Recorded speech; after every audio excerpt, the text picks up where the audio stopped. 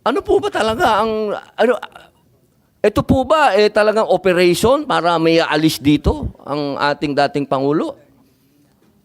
Kanino po ba? Kasi kami pinopuwersa kami lahat ng mga supporter ni Digong na i-contempt po kayo. Pero hindi po namin ginagawa. Sapagkat ang order, walang order sa amin na ipa-contempt kayo. Kung galing lang to kay PRRD o galing kay BP na pa-contempt kayo, kukontempt kita, boss. Baka ako pa magsabi na ako hahatak sa'yo. Pero hindi ko ginagawa, boss. Kasi walang order sa amin na gawin sa inyo yan.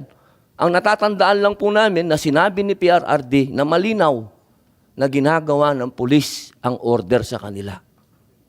Kaya po namin kayo nirirespeto, sir, dahil yun ang sinabi ng boss namin.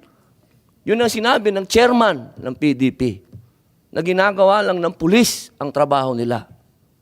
Pero sana naman, sir, isipin din natin kung anong itinanim ni PRRD sa bansang ito.